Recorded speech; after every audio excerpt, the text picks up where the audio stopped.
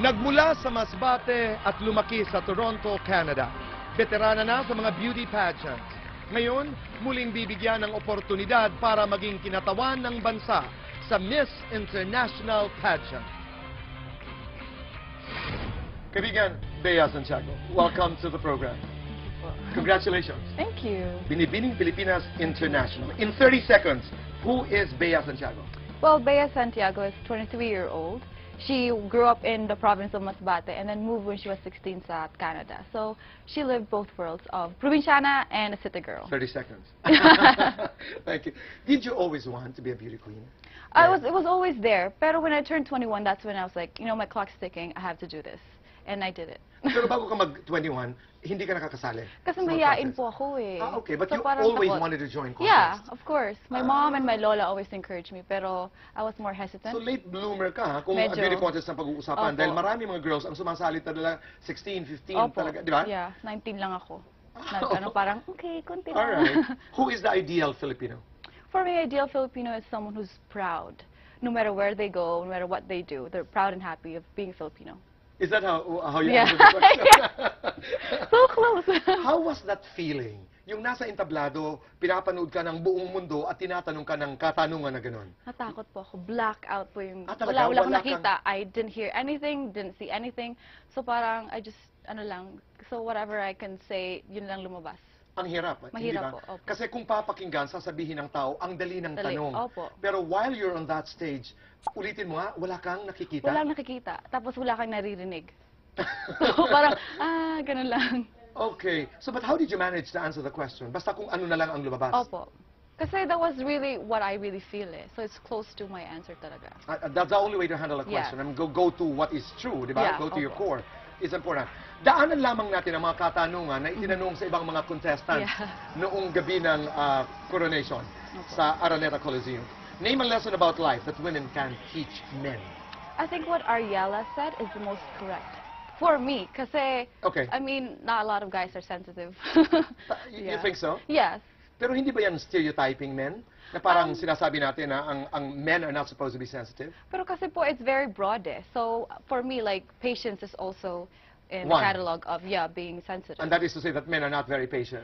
Pero Not kailangan mabilis kasi yung sagot, hindi ba? So parang broad na lang, okay, patience. Oo. I mean, sensitive. And given the time to explain, at saka na Yeah. ka na lang magpapaliwanag. Opo. What do you think is the greatest achievement of Binibining Pilipinas in its 50 years of existence? Why do you think so?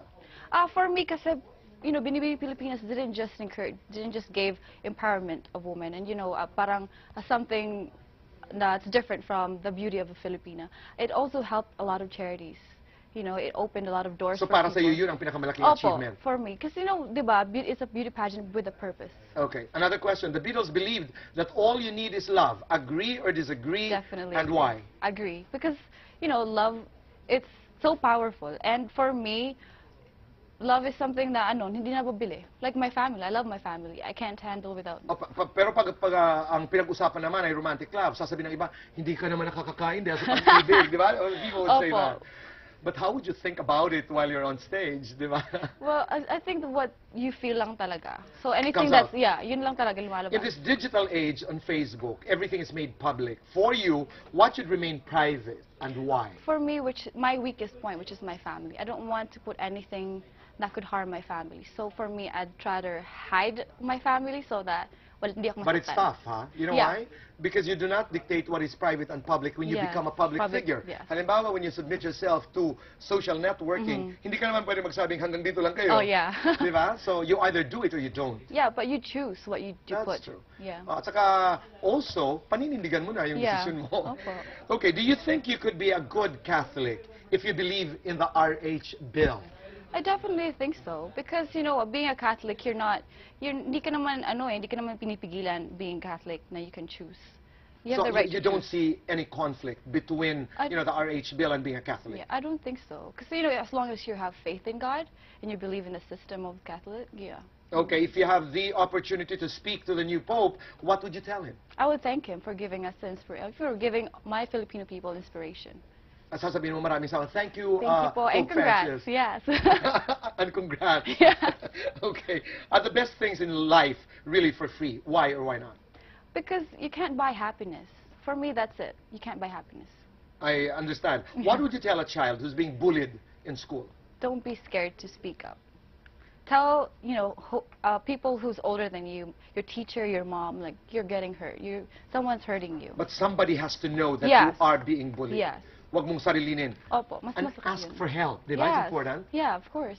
What is the best thing about being a beauty queen? What is the best thing about being Binibining Pilipinas International? Well, aside from, the most prestigious pageant, it's, parang you have a different pride in you. At saka iba. Yeah. Parang, I saw you during the contest. Ngayon, nakita kita Iba. parang iba. Parang iba Iba na yung glow. aura. Iba na yung aura. Opo, talaga. People also tell you that. Yeah, parang more confident, That's more right. proud. Dumami ba ang iyong mga kamag-anak? Dumami ba Dumami. ang iyong mga... Sobrang dami na nila. Talaga? Opo. Ako yung pinsan ng pinsan Opo, ko. may nag-message na sa Facebook or pag bumibili ako ng Starbucks, ay, magpinsan tayo. Ay, hindi nga. Okay. Yeah, it's funny. Ang mga manliligaw, are you single? Yes, I'm You single. are. But not available.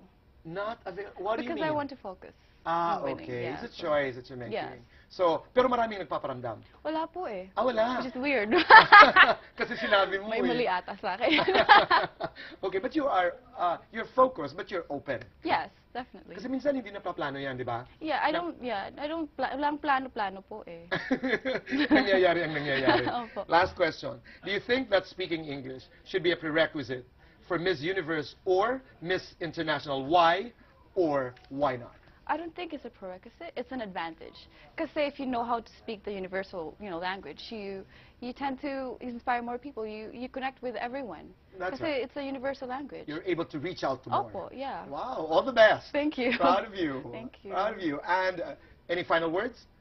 Thank you sa tanan taga Masbate. I love you guys. Mwah. I love the way you say, tanan mga taga Masbate, magkapit-bahay tayo, taga Samar ako. Oh yeah, I see your island every time I pass. I know. Yeah.